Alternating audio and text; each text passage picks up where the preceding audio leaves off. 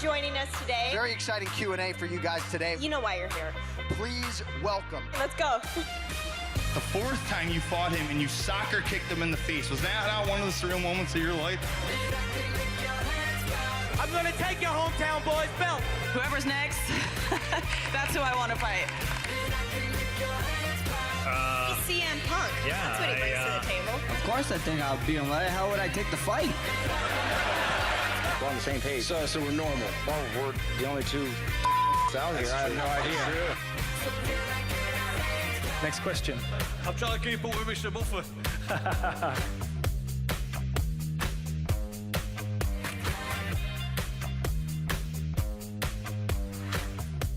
How's everybody doing? Good? We good?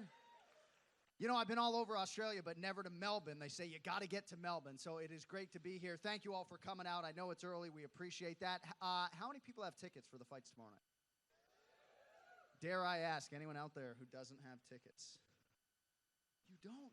All right, maybe you can use my two. We'll talk afterwards. So, really excited for this fight card. You know, these two middleweights, Derek Brunson and your guy, Robert Whittaker, they're very deserving of this main event nod, and certainly circumstances resulted in this main event with Jacare and Rockhold going away, but this is a huge main event in the middleweight division. Winner could be staring at a title shot. Very excited for that, and to see a lot of these guys, obviously, who train and fight over here, Jake Matthews, Damian Brown, and several others. So big night coming up, and a big Q&A coming up right now. So without further delay, let's bring out the stars of the show. Please welcome the UFC Hall of Famer, Antonio Rodrigo Minotauro Nogueira, former UFC champion Miesha Tate, and the legend Ross Pearson.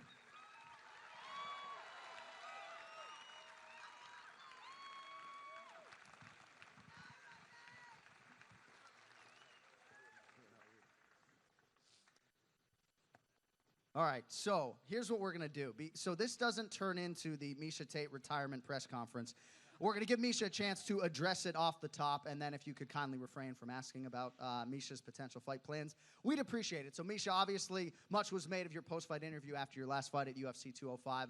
What can you tell the adoring masses about your fight future? Well, I look at this as like the halftime of my life. So it's a big transitionary period. I don't look at myself as retired because I'm going to be doing a lot more things like this. It's just a transition into something else. So you guys might actually see more of me. There's going to be exciting things to announce to you with my management. So I'm really looking forward to that. But at the moment, like I said, we're just transitioning. All right, thank you very much. With that, we have microphones set up on both sides of the stage. Don't be shy. We're here for the next half hour, so nothing is off limits. I've talked to these three fighters in the back. You can ask Ross about his daughter, whatever you want. While we're waiting for our first question, I'll just ask you guys about this main event. You just heard me. I'm pretty excited about it. Robert Whittaker, Derek Brunson. Miesha, we'll start with you. How do you see it playing out? Well, I can't say how I see it playing out because I like them both. But you know what? This is a really exciting fight. And sometimes when you have a main event that falls out and you have another one that gets to step up, you see stars in the making. And that's what I love about this is an opportunity for these two fighters to shine. And I think it's a blessing in disguise for both of them. So I'm looking forward to it. I'll be there tomorrow. Hope you guys will be too. Ross, what do you think about this headliner, man? I think it's going to be a tough test for Rob. I think you've got two hungry contenders, young, both want to impress, so they're both bringing the A game. I think it's going to be a battle of will. I don't think it's going to be one punch finish once. I don't think it's going to be a long, drawn-out fight, and I think it's going to be a tactical chess match. I think Rob can get the job done. I think he's a little bit more explosive, and I think he's a little bit more on fire right now. But I definitely think Derek Brunson's bringing a solid game with his wrestling and with that big left hook he's got. So Rob should be prepared, but it's going to be a tough fight. And the Hall of Famer, Minotauro, any thoughts on the main event, my man? Hey, guys. First of all, I'd like to say you guys, it's a big pleasure to be here for the second time in Melbourne, in Australia. You guys, beautiful country, man. It's going to be a big battle. We can see both guys very athletic. One of them explosive. But we can see. I'm go against what he said. I want to see a knockout, and I bet in a knockout in the maybe second round. All right, we'll see how it plays out. All right, we got open mics. We have one brave soul. Fire away. How you going, guys? Two-part question. With the injury of Luke Rockhold, and then this morning I read Looks like Daniel Cormier's out of the main event. In your opinion, I guess it's probably a little bit hard to speculate. Do you think there's a problem down there at AKA with their training? Is the first part of the question. The second part is, who do you think should step in to fight Rumble Johnson in that main event? Loaded question right out of the chute. Anybody want to address that? Go ahead. I'd like to see Alex take that shot. Alex Gustafsson. I think the first time he was carrying a little bit too much pressure on himself. It was a big event in Sweden, and there was like posters everywhere. It was Alex Gustafsson's show, and it was kind of his fight to lose. Really, there was a lot of pressure on him that night, and he just didn't perform to his how he knows he can perform. So I would like to see Alex get another shot against Rumble. I think it would be a solid fight. To answer the other question about AKA, yeah, they're a gym full of killers. I definitely think that they spar too hard. I definitely think that they fight too much.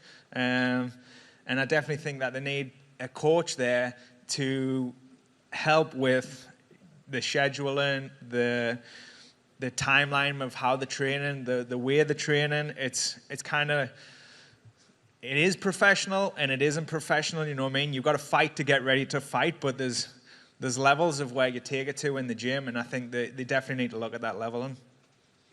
I was going to say something about the training there. It's a fine line to walk, to push yourself to the limit, but not get injured, but still be as ready as you can be. And I think there that AKA, they train so hard. That's why there's so many of the best fighters coming out of that gym. But like I said, it's like playing with fire, you know, and it's hard to balance that because they want to push themselves every day to be the best, and they're competitive, and that's why they are the best. That's why champions are coming out of that gym. That's why Cain Velasquez, Luke Rockhold, you know, Josh Thompson was a very successful fighter. And I mean, the list goes on and on. But then again, you know, you're like I said, it's risk versus reward. Thank you, guys. Welcome to Australia too. Thank you very much. Yes, sir. There you go. Can I start off with Nogueira? Would you be able to give my friend Kerry Webster a shout out, please? Wants a shout out to his friend Webster. What was the first name? Kerry. Kerry Webster. Can you say hello to Kerry Webster? Hey, Kerry. Hello. How are you doing, my friend? Thank you for coming, buddy. Yeah, thanks for that. Another question. Just want to know what. Yeah, just want to know what your opinion is for all three of his with Conor McGregor and what he's doing with the divisions with the two belts. Who do you think he should fight next? You know, my opinion, you know, McGregor should fight Jose Aldo. You know, he's the way he is. If you want to keep two belts, he got to fight Aldo because Aldo got the belt for the division under him. And but he did great, man. You have to agree. He did a great job winning the last fight. The way he did, winning the two belts, he deserves it. You know, the guy, you know, is a great time in his career right now. Ross, what do you think about the Mac life, man? Yeah, he's definitely taking the sport to a bigger audience, and it's definitely the Conor McGregor generation right now. As far as holding two belts, he has to defend either one of them, and like I say, it's either Jose Aldo or I think it's Khabib at lightweight. I think that guy deserves his shot. I think when you're the champion, you need to defend from all challenges, and he's the biggest threat in the lightweight division right now. I don't know, but Conor's got like he's got like his biggest name right now, so he's kind of decides what he wants to do himself. So it'd be nice to see him fight one of them too, but I don't think he's going to choose Khabib. Does anybody want to see a Diaz-McGregor 3? I mean, it's 1-1. I don't know. I was kind of looking forward to that trilogy, maybe for the 155 title. I don't know. I'm kind of interested in that fight again. All right, thank you. Thank you very much. All you, man. What do you got?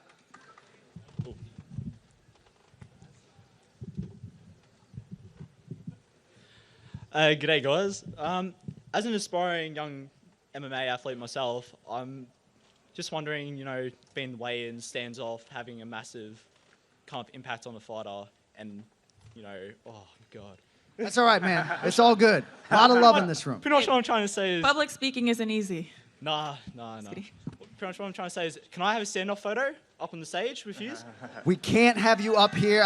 They put me up here to be the bad guy, so we can't do it on stage. Time permitting, we'll collect down there. Maybe we can do it after the show, okay? Yeah, no worries. And best of luck with your career. Thanks. Man.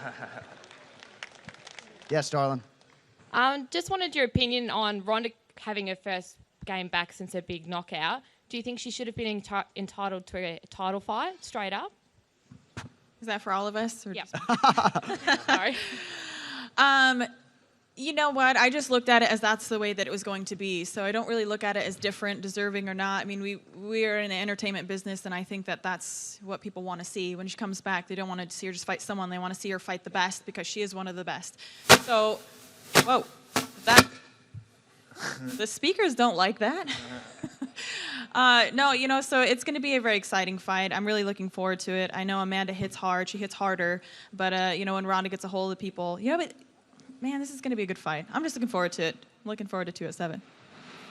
Yeah, pretty much just following on what Miesha said. It's when you're Ronda Rousey's level, it's kind of doesn't matter if it's deserved or not. It's what the people pay to see, and people want to see a fight. So she's got that name, she's got that title, she's got that power, and yeah, it's going to be a good fight, and it's going to be interesting to see how she comes back. Thank you. Yes, sir. First up, g'day everyone. How are you? John Anik, I love the podcast. Keep up the good work. Thank you, mate. This is a question for all the fighters. I'm just curious. I want to know favourite submission, gi or no gi. Any Come on, tips, man. techniques? Have you ever seen any of my fights? I've been to the ground one time. All right. Does a left hook count? Now, I know you're a stand-up guy, but like Miesha, you've got a favourite submission, gi or no gi? I like the rear naked choke. Yep. Yeah, it's a good one. It's very empowering, you know. Take someone's back, flatten them out, and wrap them up like a boa constrictor and choke them out. It's a good one, yeah? I like, you know, anaconda choke. You know, it's a good one. It's very technical. Beautiful. Thanks, guys. I could listen to this man just talk all day long, right? With that voice, it's got to be my ringtone or something. Unbelievable. Hey, guys. This is probably for Miesha Tate more than anyone else. With the rise of women's MMA, do you think there needs to be a flyweight or featherweight division in the women's fighting division, or...? Yeah, eventually, for sure. I think 125 makes sense before 145 because it's already a fuller division. And, you know, I think that will come with time. But I think right now it would thin out a lot of the 135-pound division, and it would thin out the 115-pound division. So I think they're trying to really stack 115 and stack 135 and not take from either one to make a 125, if that makes any sense. But with time, obviously, there's women coming out of the woodwork every single day, and we are going to see more. We'll see more divisions in the UFC. I'm sure of it. Thanks. Thank you. Yes, sir. This one's for Ross especially. I know in your career you've had a lot of controversial and close fights. What's your opinion on the 10-point must system and some alternatives that there might be, like the old pride rules and that kind of Bullshit. Yeah. That's my personal opinion of pretty much all the judging and the way it's going down. Once my career is done, I'd definitely like to be a fighter that is kind of like, I don't know, goes back and helps judge in the scoring system for MMA. I'd like to change it a lot. The 10-point must system is, I think it's terrible for MMA. If it's a close fight, it's hard to score a round on a 5-minute round on one takedown or one punch or one submission. You give the guy a whole round for just doing one thing. So it's the 10-point must system sucks for MMA. My style especially doesn't work out at all for the scoring system. But your style is what people love too, yeah. so it makes it hard to do that. I would like to see what the amateur boxing in the Olympics do, like they touch the pad when the opponent as a strike, as a defense, and it all has to add up together at the end. So you get a round when it could be like 20 points to 10 points or 6 points to 15 points, and then it added up over the whole round, over the whole 15 or 25 minutes. But a lot's got to be done, and I think it has to be changed because I'm definitely not getting beat up in any of my fights, but I'm losing fights because I'm losing on a scorecard, which sucks just way worse than getting knocked out. Thank you. Back over here, yes. G'day, guys. Just two quick questions. First question, who has hit you the hardest for all three of you over your career? And second question, I know Russell's saying he thinks Habib is the #1 contender. I feel like you can make a case for Tony Ferguson as well. Has been fantastic. I think Juliana Pena really thinks she deserves a title shot. I personally think that Raquel Pennington and Shevchenko should fight. That would really determine the #1 contender. And obviously, Verdum and Kane are about to fight to determine the contender. Do you think that there is a immediate contender for each of those divisions as well? All right, I guess we'll start. Who hit you guys the hardest in your career? Hardest hitter you ever faced? The hardest fight, I think I made an inconfedo, for me was in Pride. I fought this guy 3 times and was really tough, by this time. Yeah, probably was. I fought at Team Sylvia as well in 2008 for the UFC interim belt. Was a tough, really tough fight for me, but I won. Yeah, you did. Still got that belt too. Yes. Masvidal hit pretty hard. Yeah, upper division, yeah.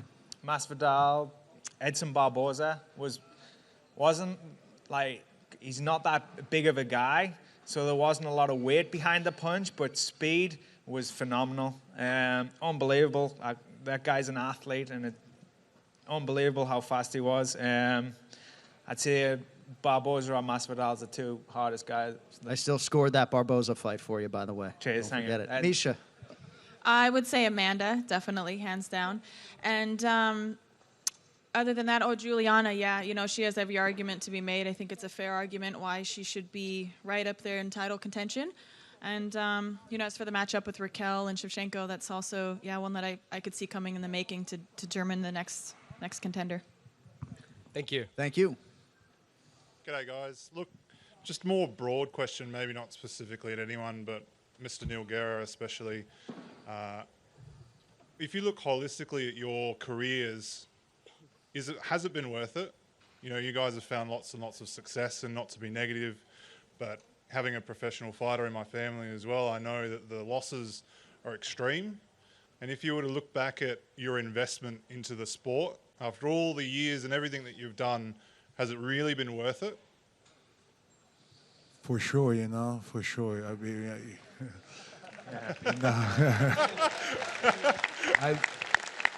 I'll tell you, I got a daughter who's 16 years old. I don't see her too much because I'm traveling too much as a camping, training, all my gyms and things like that, I invest all my life in the sport.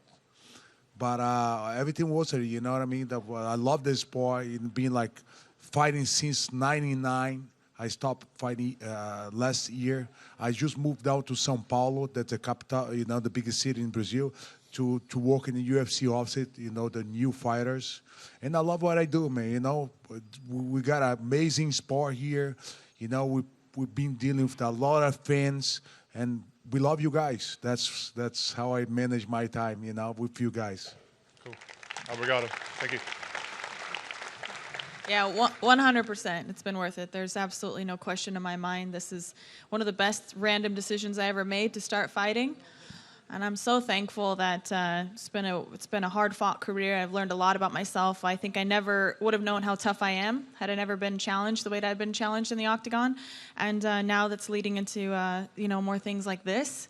I get to connect with you guys, and it's just it's been a wonderful life so far. So I can't complain. Yeah, dude, I was stuck in the northeast of England on a building site, working the shittest jobs ever, doing the worst shit, living for the weekend.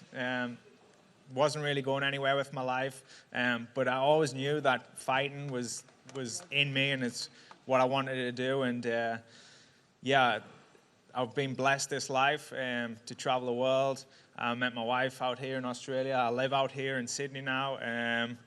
So yeah, it's the greatest decision I've ever made to become a fighter. I didn't decide oh, one day I'll be a fighter. I think I was born to do this. You know, this is the only thing what I'm pretty good at. So I'm definitely happy for being out here. The highs is great, the lows suck, but all in all, it's the best job in the world for me. Thank you. Thank you. He actually was a fine bricklayer back in the day, too. But just for little Nog, this one. Growing up, who won the play fights between you and your brother? Yeah. growing up, you and Little Nog, who got the better of who? I used to beat him a lot. But, you know, I make him tough. So my older brother, you know, I have a brother 5 years older than me. This guy killing me, man. That's why I have to learn how to fight. Thank you. Hi, I'm from the Philippines. I flew in all the way just to see you guys here, so I'm so excited. I'm kind of shaking right now. Hello. So I just wanted to ask, Ross, you answered it a bit earlier, but I just wanted to ask, was there a specific moment in your life that made you decide to be a fighter? Not one specific moment. I've been involved in martial arts my whole life, and it's the only thing that I've ever picked up what it's instinctually just I've been good at it, you know what I mean? Every other sport, I always had to try. It didn't click for us, and martial arts is something that's just was bred into us. So I always knew what I wanted to do, but I can't think of a certain time when I knew like this is what I was going to do. It was just thought it was always going to happen. And luckily for me, it planned out. It did. For Miesha and Big Nog. Like I said, this was the best random decision of my life, to be a fighter. I learned about it in college, so I wrestled in high school, went to college, learned about martial arts, watched an amateur fight card, and that's when I decided I wanted to try it, just on a whim. 3 weeks later, I had my first fight, broke my nose. It was a good learning experience. And it really, like I said, my first year was amateur, so I didn't get paid for any of those fights. And then when I got my contract with Strikeforce after a couple professional bouts, that's when I thought, man, maybe I could actually make a living. You know, they're guaranteeing me 3 fights a year, and I was getting paid like, I think $1,000 to show, $500 to win, and it went up like $1,000 increments. But I was like, man, I can get by. You know, I lived in a 22-foot RV. Sorry for not using the measuring system that you guys are all used to, but not very big. About maybe the length of this stage, maybe a little bit longer, and lived outside of a gym for the better part of 2 years, just trying to sacrifice and make my way to the big stage. And about me, I tried to be a soccer player since I was 4 years old. You know, but look at my size, you know. I never could, you know. And one day I started to play judo, was 4 years old, you know. And I was trying to be a soccer player by playing judo. And sometimes they have a fight in the field, you know what I mean? Always I put the guys on the floor. So my father said, you're going to be a fighter. Listen to him, it changed my mind. But when I moved to U.S. in 98, you know, and I started to teach over there. And I have no money to pay my car bill. By this time, I was like 19 years old, you know. And the guy offered me a fight. It was like $300, exactly the amount I have to pay my car bill. So I said, except that I make my first fight just to make money. But I mean, I've been training all life, though, you know, to be a fighter. I did judo when I was 4 years old. I did kickboxing when I was 12. I met the Olympic coach for Brazil, for the Brazilian team, when I was 14. So I've been doing that. Was very natural to me, you know. And I was blessed to pick that. Seeing Royce Gracie when, you know, for the first UFC changed my life. Since I saw him fight over there in the cage, I said, that's what I want to do. Thank you so much. Thank you. Thanks for coming. Hey, guys. With so many big names pulling out of big fights and now Cerrone saying he doesn't spar at all anymore, do you feel sparring really has a place in camp still, or will that change? I think it depends. I'm sorry. I think it depends how long you've been doing it for. A seasoned fighter like Cerrone doesn't forget how to fight. There's not a lot. He doesn't need to get beat up and have that wear and tear on his body in training camp. He's not going to forget how to be tough, and he's not going to forget to throw a right hand. I think earlier in your career, it's more important to get used to that. But I don't disagree with that. As you get further into your career, I was sparring a little bit less. Few years ago into my career as well. So it just takes a toll on your body, like you said, and you've got to kind of realize that how to game plan for your career. It's not just one day, it's the longevity. And once you've been doing it 9, 10, 11, 12 years, you can't afford to put your body through that duress every single day. And like I said, you don't forget how to fight. Yeah, she nailed it. Yeah, she nailed it. She's a television analyst over That's there. pretty much exactly how it is. This is my 9th year in the UFC. But it takes a toll on your body. The hard sparring, the hard training. My training schedule now is completely different from when I first started when I was 16-year-old. It's a lot more set out. It's a lot more focused on the technical aspect.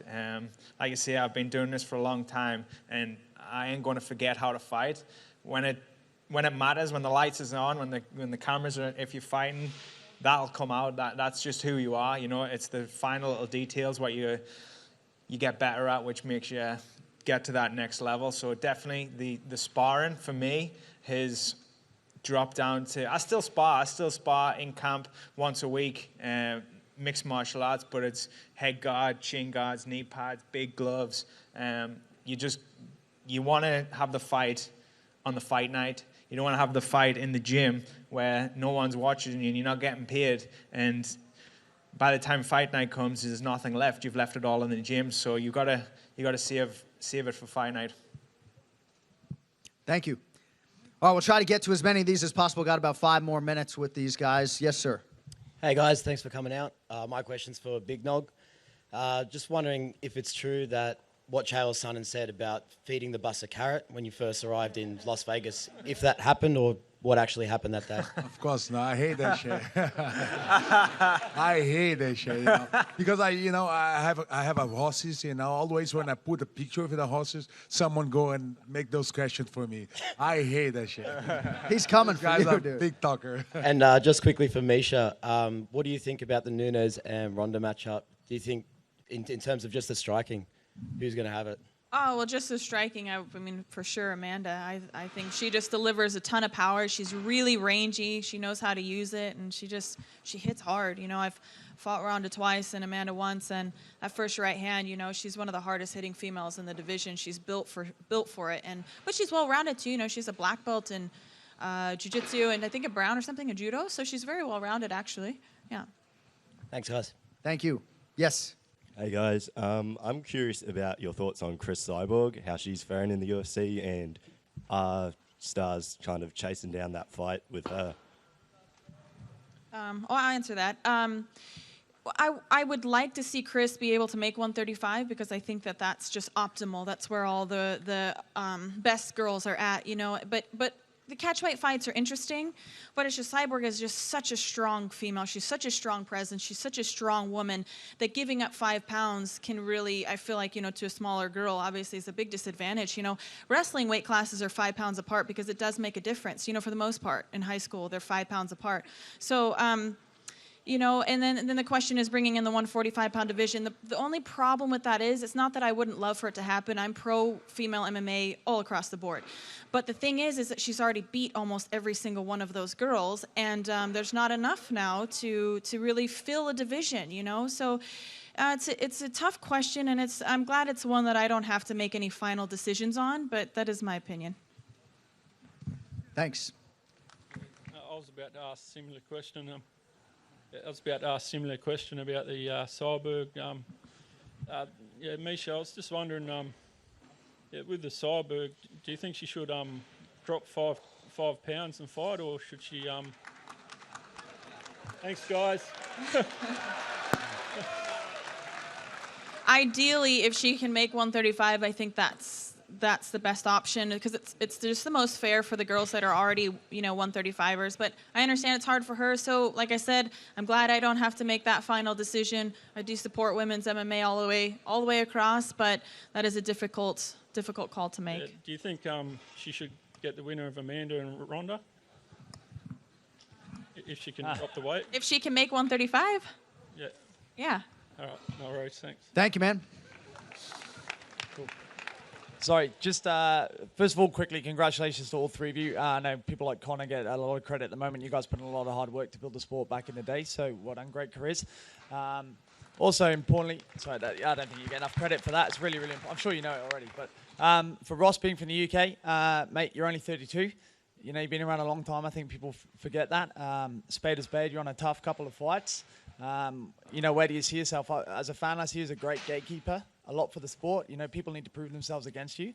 Cough, cough. Hopefully Damian Brown after a win tomorrow, one day. Yeah, where do you see yourself, man? I mean, I'm scrapping this year off. I've had a pretty rough year this year. I don't see it coming close to the end at all. I see a new style of fighting in mixed martial arts, and especially the UFC. And I got to change. I got to adapt. I've got to improve. Pretty much everyone's seen me fighting the way that I fight, and guys are coming in with a style to beat us. You know what I mean? And it's my job to change that, adapt to it, and grow. But I see guys who want to come and fight, guys who are fighting. I still got that power. I still got that ability to knock anyone out in the division. So yeah, anyone wants to fight at 155, call Joe Silva or whoever's taking the job, and we'll sign the dotted line. We'll do it. I'm here to fight. I'm not here to play a chase. I'm here to fight. As a fan, that's what I wanted to hear, man. Thank you. G'day, guys. I'm 27 years old, slightly overweight, never been in a fight in my life. Is it too late?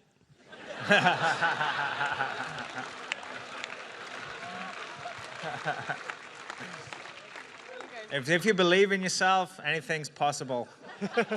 Have a few drinks before you start, though. And just quickly, it's my son's first birthday yesterday. I'm just about to go to his party. Can I just get a shout out for him? Sure, what's his name? Chandler. Happy birthday, Chandler. Happy birthday, Chandler, mate. Have a good one. Your dad's a legend. Happy birthday. Thanks very much, guys. Thank you. My question's for all of you. What is your fight of the year? Because mine was Dillashaw versus Cruz. That's a hard one. Dude, so many fights, man. It's hard. Who was... I mean, Sean O'Connell, Steve Bosse comes to mind just because I was voicing a feature before I came over here. There have been a lot of great fights. What do you guys think? I don't know. That's the first one that comes to mind for me. A lot of contenders, obviously, in 2016. Every time Tony Ferguson steps in there, I mean, that fight with Lando Venata, probably the best fight that I've had the chance to call this year. What do you guys think? I mean, Pearson fought 5 times this year, right? So...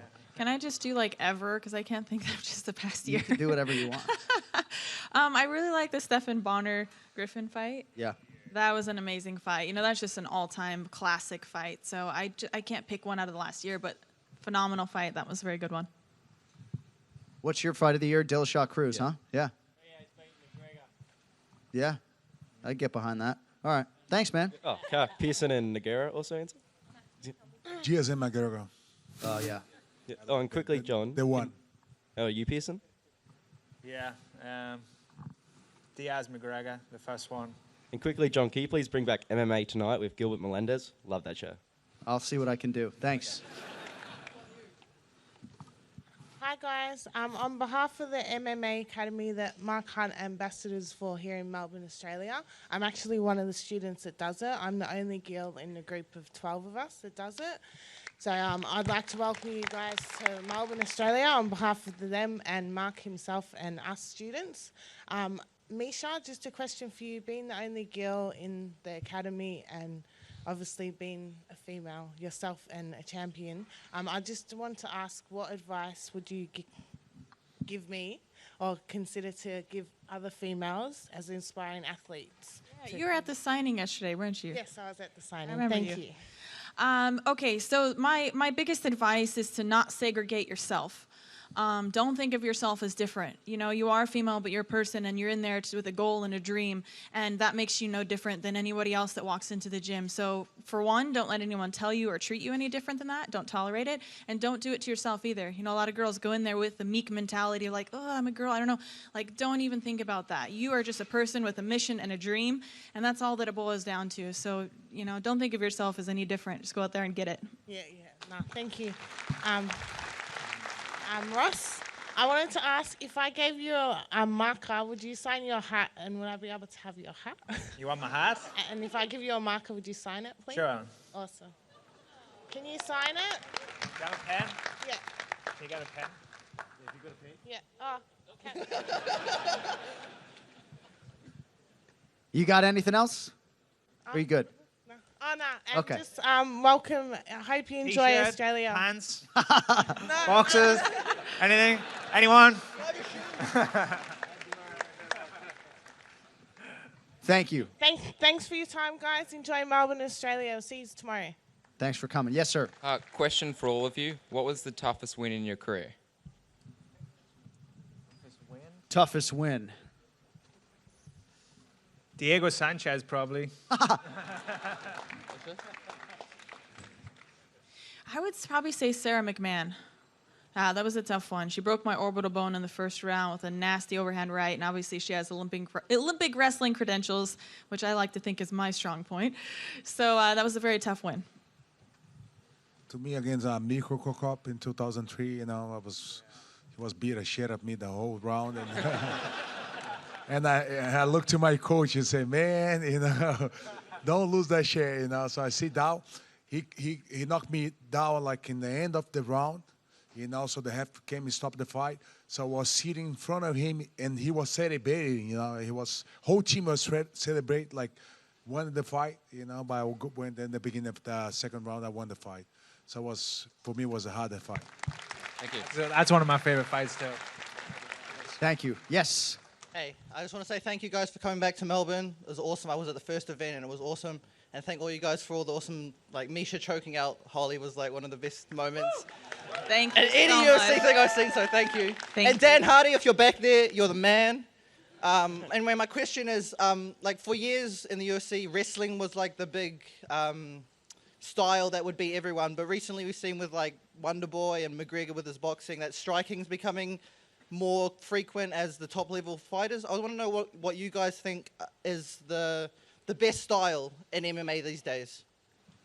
You know what I think it is just being an elite athlete. I think that those guys are exceptional athletes, and whatever sport that they chose to do, I think they'd be masters at. And I think that's what it really boils down to, is that we're seeing the evolution of mixed martial arts. It's not just one, it's how you put it all together. Because I promise you, if they didn't have wrestling or if they didn't have grappling, they wouldn't be winning the fights either. They're shutting takedowns down. They're taking people down themselves, but their striking is what's standing out. But they're allowed to make that choice because they're exceptional athletes, and I think their coordination and all that goes together. Yeah, it's mixed martial arts, what you're seeing now. Everyone in the UFC is so good at everything, striking, wrestling, grappling. They're all athletes, they're all hungry, they all want it. And why you're seeing so much striking lately is because everyone's cancelling each other out. You've got the Damian Myers, who's exceptional grappling, but not great striking.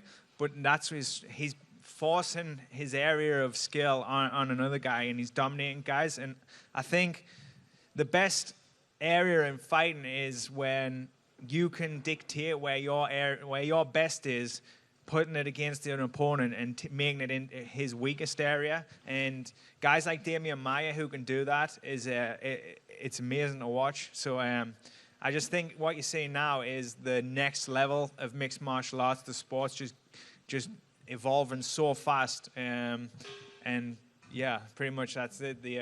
It's just the next 10 years, and when you go to the gym, you see kids who start mixed martial arts, at 5-6-year-old.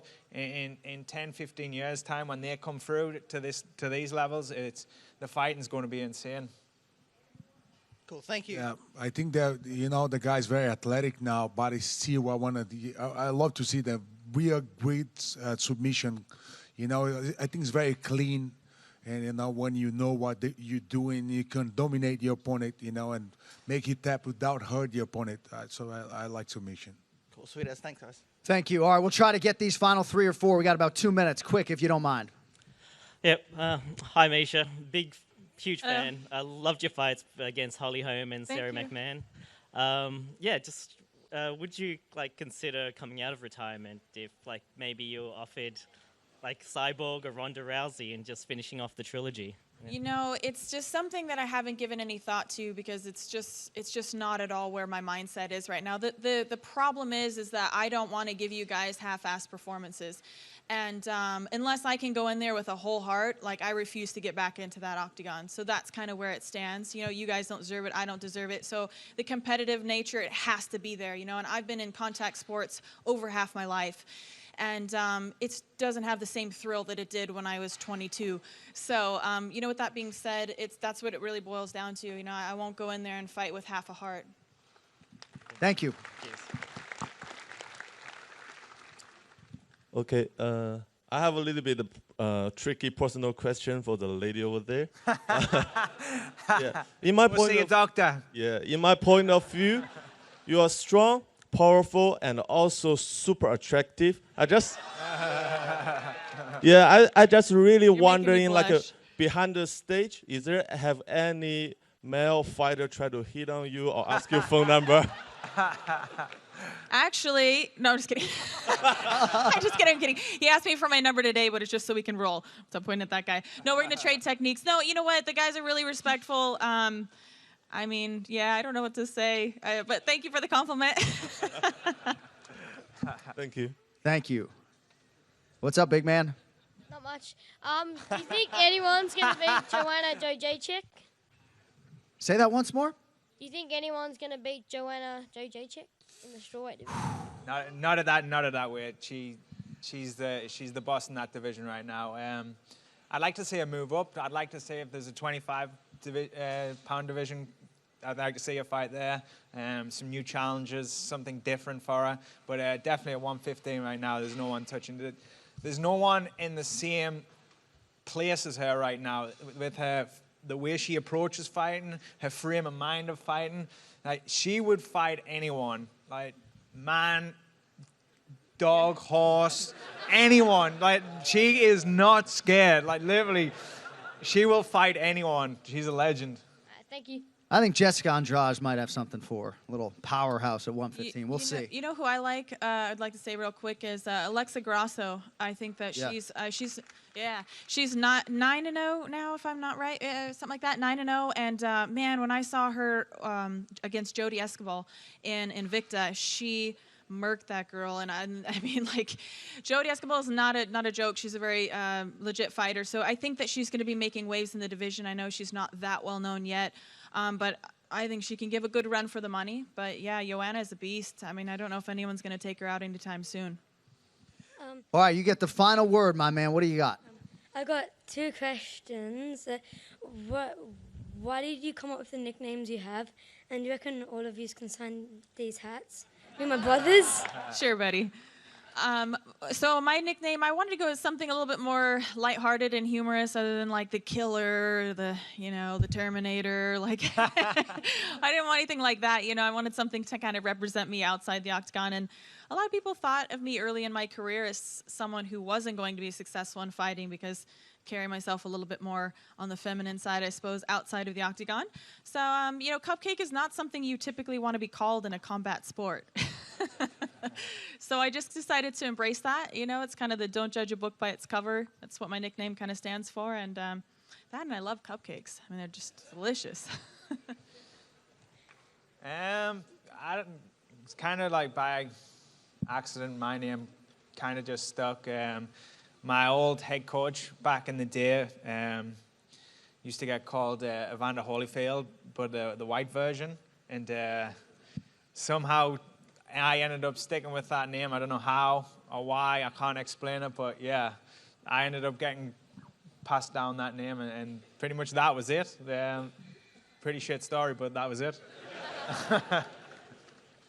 How'd you get the name Minotaur? Yeah, Minotaur. Yeah, like it's half bull, half man. I was like 13 years old. I was going to train the guy, like 45. Like big dude. When he saw me, I was huge for my age. So he calls his wife. He said, "Okay, we're not gonna go out today because I'm gonna train a kid like a Minotaur in front of me." So it was a good nickname. I went to all jiu-jitsu tournaments with that nickname, so people kind of respect. It was good. All right, my man, we'll get these signed for you. Thank you so much for coming up and asking a question. And thank you all for coming out. Let's hear it once more. Antonio, Rodrigo, Minotauro, Nogueira, Ross Pearson, and Miesha Tate. Thank you guys very much.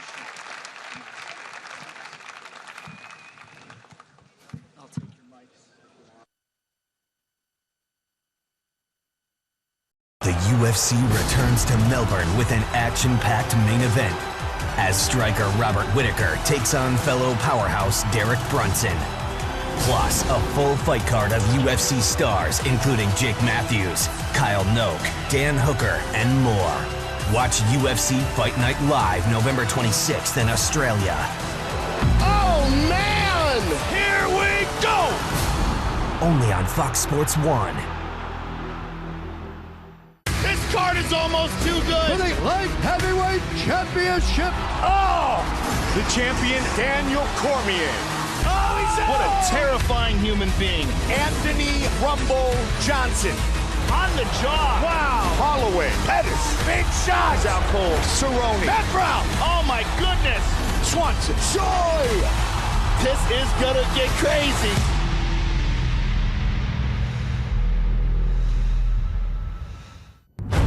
Pre-order now at UFC.tv/Glory Collision.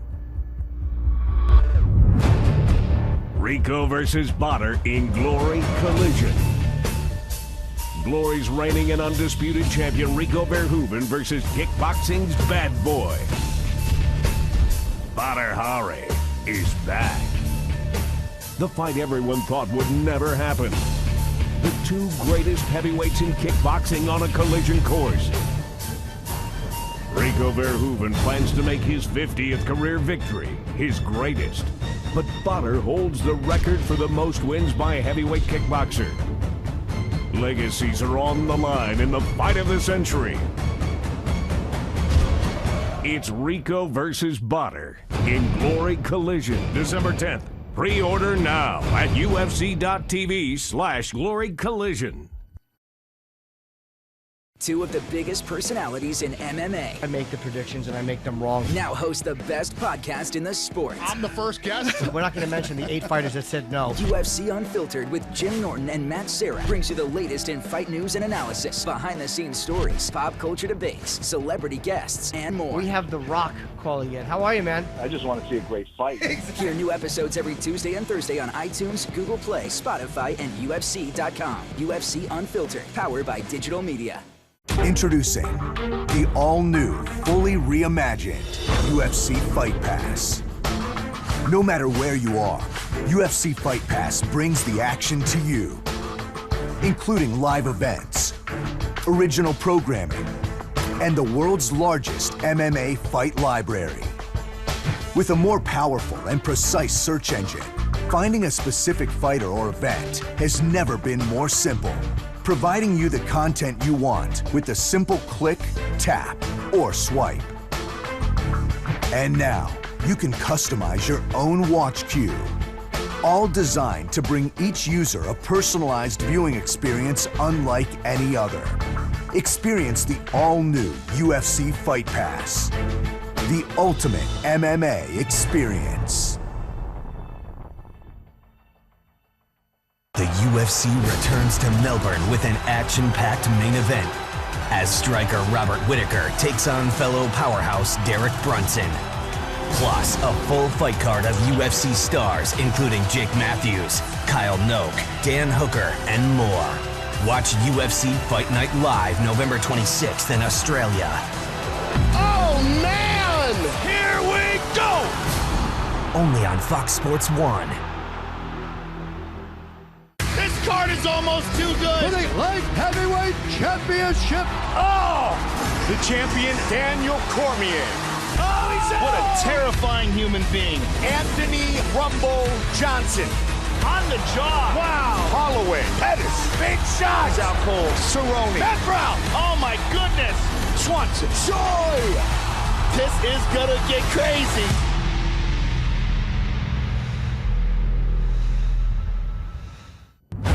Pre-order now at UFC.tv/Glory Collision. Rico versus Botter in Glory Collision.